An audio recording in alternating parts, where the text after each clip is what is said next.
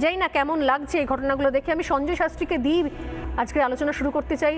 কি বলবেন মহারাজ এই ঘটনার পরে রাজ্যের পুলিশ প্রশাসন? আমি জানি না যদি পুলিশ প্রশাসন মমতা বন্দ্যোপাধ্যায়ের নিয়ন্ত্রণে থাকতো তাহলে এখনো হয়তো রঘুনাথগঞ্জ জ্বলতো, বহরমপুর জ্বলতো, কেউ কিচ্ছু করতে পারতো না, কারণ পুলিশ তো ফোনই ধরতো না।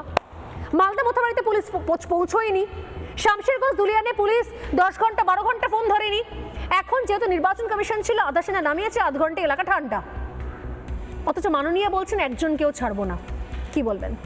না, উনি তো বলছেন এই ধরনের ঘটনা ঘটলে আমায় দায়ী করতে পারবেন না। তাহলে দায় যখন ওনার নয়, ধরা ছাড়ার প্রশ্নও তো ওনার হতে পারে না। পরে তো ওনার কাছে আসবে প্রশাসনটা, ভোটের পর ওনার কাছে প্রশাসন আসবে, যদি উনি একজন কেউ সরকারে ছাড়বে না। থাকেন। বেলডাঙ্গায় যখন এ ধরনের ঘটনা ঘটে তখন উনি বলেছিলেন জুম্মাবার সংখ্যালঘুদের কাছে একটা সেন্টিমেন্টের দিন, ওই দিন ওরা এগুলো করবেই।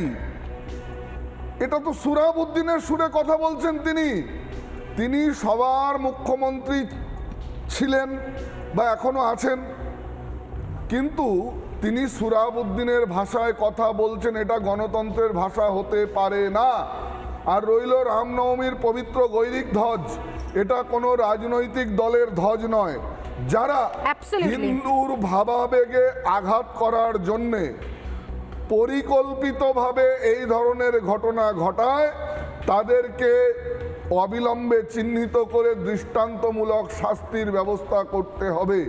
কারণ গৈরিক ধ্বজ, যে গৈরিক ধ্বজের মর্যাদা রক্ষা করার জন্যে হাজারে হাজারে কর সেবক তাদের প্রাণ আহুতি দিয়েছেন, যেই গৈরিক ধ্বজ হিন্দুর দেবালয়ের মাথায় সমর্যাদায় সমহিমায় পতপত করে ওড়ে, যে গৈরিক ধ্বজের মহিমা মণ্ডন করতে গিয়ে বিশ্বকবি বলেছেন সন্ন্যাসীর উত্তরীয় পতাকায় রাখিও যাহা বহিবে ত্যাগের বারতা, সেই গৈরিক ধ্বজকে ভুলুণ্ঠিত করা হলো। এত বড় স্পর্ধা কাদের? এই ব্যক্তিগুলোকে অবিলম্বে চিহ্নিত করা দরকার। এই জেহাদি শক্তি মাথা চাড়া দিলে বাংলার ভবিষ্যৎ অত্যন্ত অন্ধকারের গর্ভে বিলীন হতে চলেছে। আমরা সেটা হতে দেব না, কারণ আমরা যারা এই গৈরিক ধ্বজের বিরোধিতা করবে, যারা এই গৈরিক সংস্কৃতির পরিপন্থী, তাদের বিশাল ফনাটাকে 4 তারিখের পরে একেবারে নস্যাৎ করে তাদেরকে 20 দাঁত ভেঙে তাদেরকে খাঁচায় বন্দি করা হবে।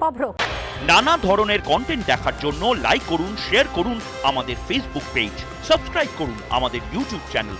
পাশাপাশি অন্যান্য ব্রেকিং নিউজের জন্য অবশ্যই চোখ রাখুন রিপাবলিক বাংলায়।